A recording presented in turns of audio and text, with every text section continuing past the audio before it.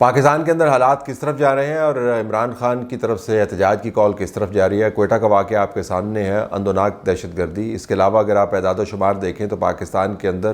شہادتیں بڑھتی جا رہی ہیں، افواج کی بھی شہادتیں ہیں، پولیو ورکرز کی شہادتیں ہیں، پولیس والوں کی شہادتیں ہیں اور عام لوگوں کی شہادتیں ہیں۔ لیکن عمران خان کو احتجاج بہت زور سے آیا ہوا ہے اور انہیں احتجاج سیاسی طور پر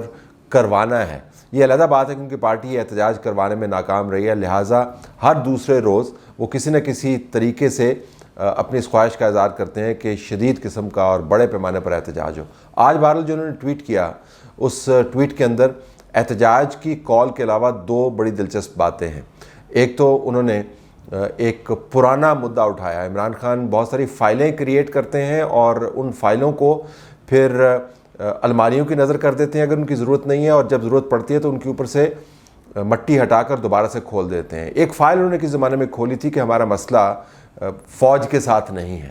ہمارا مسئلہ چند افراد کے ساتھ ہے۔ آج کے ٹویٹ کے اندر انہوں نے وہی والی فائل دوبارہ نکالی ہے اور پاکستان کی فوج کو سلام پیش کیا ہے اور کہا کہ یہ عوام کی فوج ہے، یہ ہماری فوج ہے، لیکن ساتھ انہوں نے نام لیے بغیر موجودہ آرمی چیف کے حوالے سے بھی باتیں کی ہیں اور کہا ہے کہ کسی شخص کو اقتدار میں رہنے کے لیے 10 سال کے لیے جو منصوبہ بنایا گیا ہے اس سے فوج کی بدنامی ہو رہی ہے۔ تو وہ تمام کام جس کے ذریعے وہ فوج اور فوج کی قیادت میں تفریق پیدا کرنا چاہتے تھے، اب انہوں نے دوبارہ سے شروع کر دیا ہے۔ اس کے بعد وہ جو بیان کرتے ہیں وہ جنرل باجوہ کے حوالے بیان کرتے ہیں۔ جنرل باجوہ کو اب بطور استعارہ استعمال کرتے ہیں۔ وہ بنیادی طور پر آرمی چیف کے عہدے سے خائف ہیں، آرمی چیف کی شخصیت سے خائف ہیں اور پرانے آرمی چیفز کی شخصیت اور اس کے عہدے کو استعمال کرتے ہوئے اپنے غصے کا اظہار کرتے ہیں۔ اب یہ دعو کیا کامیاب ہوگا یا نہیں ہوگا؟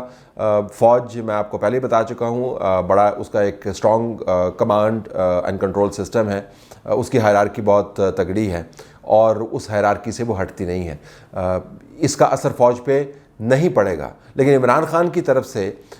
پرانے رستے کے اوپر دوبارہ جانے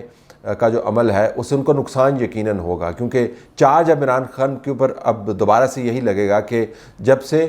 آپ کا وہ منصوبہ ناکام ہوا جس کے ذریعے آپ اسی آرمی چیف کے عہدے کو استعمال کرتے ہوئے اپنی من پسند کا آرمی چیف لانا چاہتے تھے اور اس کے ذریعے فوج کو کنٹرول کرنا چاہتے تھے، آپ نے اب تہیہ کر لیا ہے کہ جب تک آرمی چیف آپ کی مرضی کا نہیں لگے گا تب تک آپ کو آرمی چیف اور فوج کے درمیان تفریق ہی نظر آئے گی۔ اب وہ تو ہونے کا نہیں ہے۔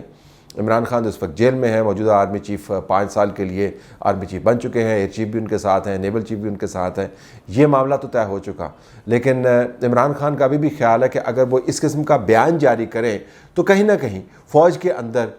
کوئی نہ کوئی آواز اٹھے گی اور وہ یہ کہیں گے کہ دیکھیں جیل میں بیٹھا جو شخص ہے وہ ہماری لیڈرشپ کے بارے میں بات کر رہا ہے، اس کے اندر بڑی جان ہے۔ اب یہ خام خیالی ہے۔ پارٹی کے جو جیل سے باہر لوگ ہیں ان کو یہ سمجھ آ گئی ہے کہ ہم بار بار یہ کہتے بھی رہیں کہ اداروں کے ساتھ ہمارا مسئلہ نہیں ہے اور اس کی قیادت کو تختہ مشق بناتے بھی رہیں تو ادارے کے اندر تشریح یہی ہوگی کہ اصل میں آپ کو ادارے سے ہی مسئلہ ہے۔ اور پھر یہ بھی کہ عمران خان صاحب نے، آپ کو یاد ہے 1971 کی فائل بھی کھولی تھی۔ عمران خان نے 1971 کے سانے کے اوپر جو رپورٹیں بنی تھیں ان کی رپورٹوں کو باقاعدہ سائٹ کیا تھا اور کہتے تھے کہ کس طریقے سے کمیشن کی اس رپورٹ کو آپ پڑھیں تو آپ کو پتہ چلے گا کہ فوج کا کردار، کسی ایک شخص کا نہیں، فوج کا کردار پاکستان میں کیا رہا ہے۔ پھر پاکستان کے باہر جس قسم کا مقدمہ بنا رہے ہیں اس کے اندر بھی شخصیات کی وہ بات نہیں کرتے ہیں، وہ فوج کے سیاسی کردار کی بات کرتے ہیں، وہ فوج کے معاشی کردار کی بات کرتے ہیں، وہ SIFC کی بات کرتے ہیں، وہ کاؤنٹر ٹیررزم کی بات کرتے ہیں جس کے اندر تمام فوج انوالو ہے۔ تو یہ بھی آرگومنٹ میں جان نہیں ہے کہ جی ہم تو افراد کی بات کر رہے ہیں، فوج کی بات نہیں کر رہے ہیں۔ عمران خان آج کی ٹویٹ سے بڑا واضح ہے کہ وہ فوج کی ہی بات کر رہے ہیں، وہ قیادت کو نشانہ بنا کر فوج کے اندر سے ایک آواز اٹھوانا چاہتے ہیں جو آواز ان کو پہلے نہیں ملی، اور ان کا خیال ہے کہ اگر وہ احتجاج کے ساتھ اس آواز کو نتھی کریں گے تو ان کے احتجاج میں جان پڑے گی۔ لیکن میں دوبارہ آپ کو بتاؤں، عمران خان مسلسل پاکستان کے جو دیرینہ اور اہم ترین مسائل ہیں ان کے اوپر انگیج نہیں کرتے، وہ مسلسل فوج کو تختہ مشق بناتے ہیں اور مسلسل قیادت کے بارے میں اپنے اس خیال اور خواہش کا اظہار کرتے ہیں کہ کسی طریقے سے یہ قیادت چلی جائے۔ دوسری طرف حکومت وقت کے بارے میں بھی میں کہوں گا کہ پاکستان کے اندر اس وقت جو نامساعد حالات ہیں، جو دہشت گردی کا معاملہ ہے، اس کے اوپر حکومت وقت کو کم از کم نیشنل سیکیورٹی کمیٹی کا اجلاس طلب کرنا چاہیے۔ یہ ہو نہیں سکتا کہ پاکستان کے اندر اتنے بڑے اور گھمیر مسائل ہوں، یہ ہو نہیں سکتا کہ اتنے بڑے پیمانے پر دہشت گردی پھیل رہی ہو، یہ ہو نہیں سکتا کہ اتنے بڑے پیمانے پر شہادتیں ہو رہی ہوں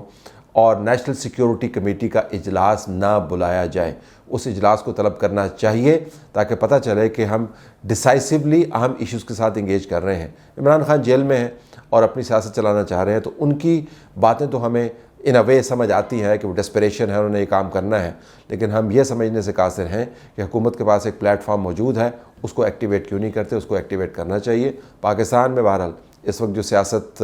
چل رہی ہے اس میں عمران خان کا کردار یہی رہ گیا ہے کہ ہر اہم اور سنجیدہ موقع کے اوپر وہ ایسی باتیں کرے جن کا تعلق اس موقع سے نہ ہو، ان کے اپنے موقف سے اور اپنی حالت زار سے ہو۔